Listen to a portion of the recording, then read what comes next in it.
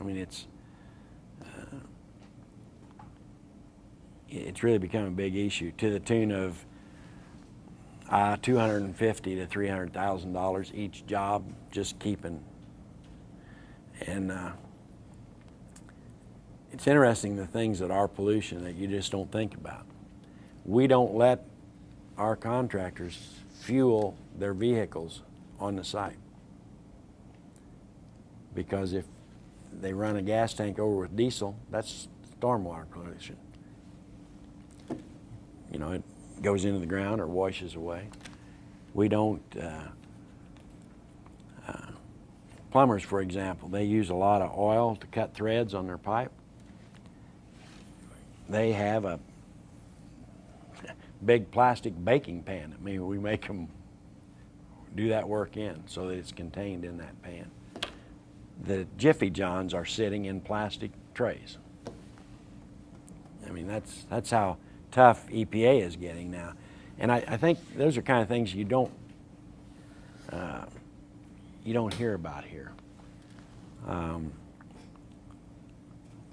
Safety has always been an issue. We have a 45-minute to an hour safety meeting every week. Everyone is required to attend. When the new person comes on the job, they are indoctrinated before they're allowed to go to work as to what our safety policies are. And the newest thing is illegal immigrants. It's because I know you hear about it on the news, but there are about 200. By the time from start to finish, we probably see 200 different workers on those jobs. These days, 40% of them are Hispanic.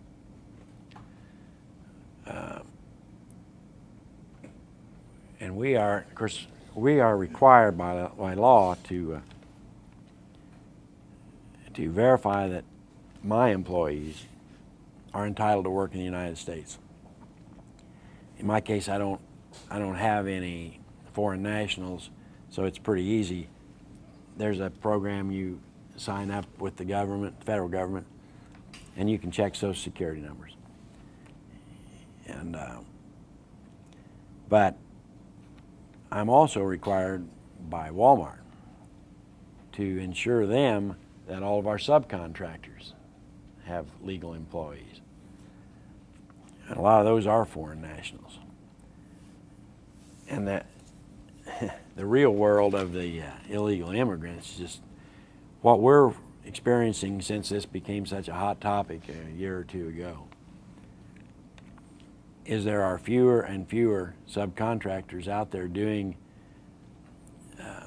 the tough jobs. The Hispanics are willing to do work that I guess Anglos aren't. Masonry contractors are tough to find now. Drywall contractors are tough to find now. Roofing contractors.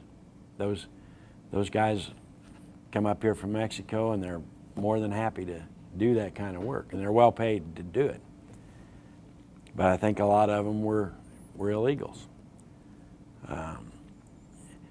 It's something you would learn. You go to work for any good-sized company that's watching that stuff. There are rules about checking people's credentials.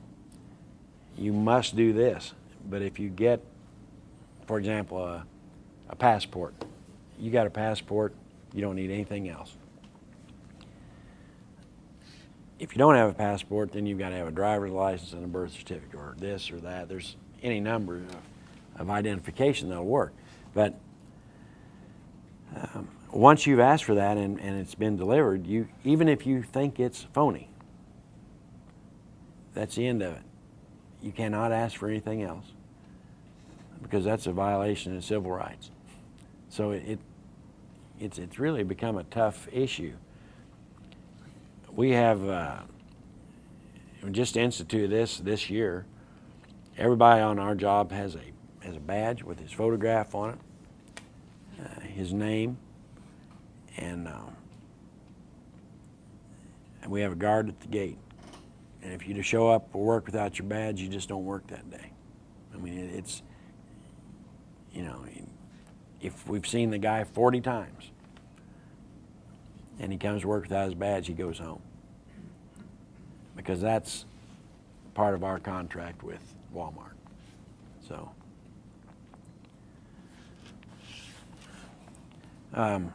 what you'll find when you get out in the workplace, all your technical education allows you to do your job, but you run into things that I'm not sure you're told in school because there's just not enough time. My experience has been there are 3 things that any client is interested in. And it's the price, and the quality, and the schedule. Because they already assume you know what you're doing. So, and if you don't, then you won't last very long. But those are 3 things that, you know, if you don't remember anything else I tell you today, that's what clients are interested in. And all the Walmarts we do, and I've done over 100 now, we've always been the low bidder. We don't get favors. I mean, if I were bidding one and one of you guys was bidding one and you beat me $100 and I'd done my 100 and you've never done one, you're going to get the job. They're absolutely fair about that. They don't negotiate later to get the guy they want. They're very selective about who they let bid them. So their assumption, I guess, is that we're happy with any of these guys.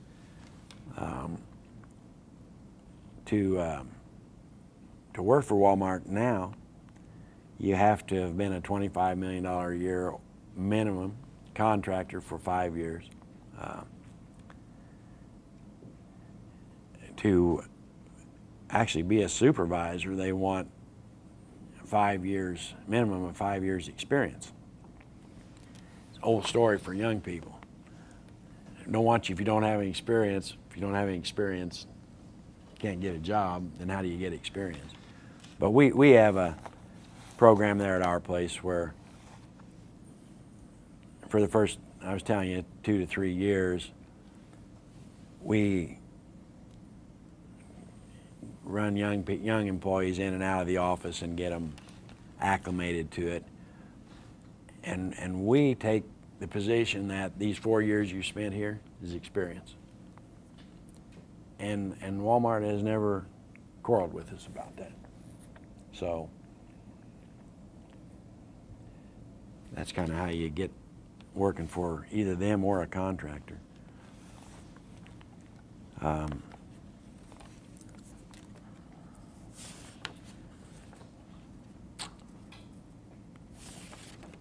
Somebody want to know how many stores there were? About 4,000. Is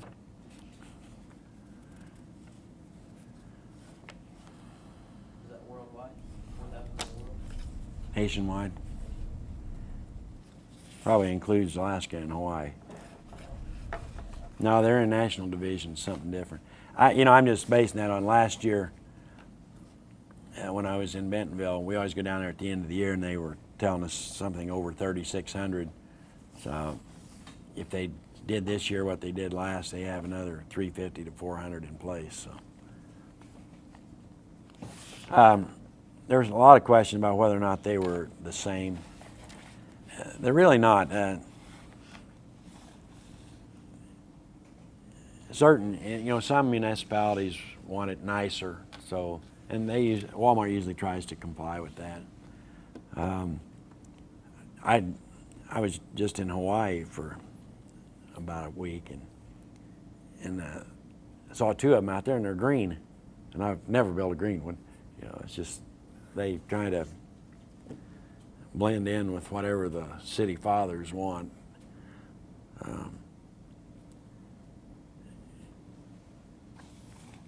I know in some like quaint areas like New England and up in the Rocky Mountains, they really do some fancy things that won't look like what you see around here.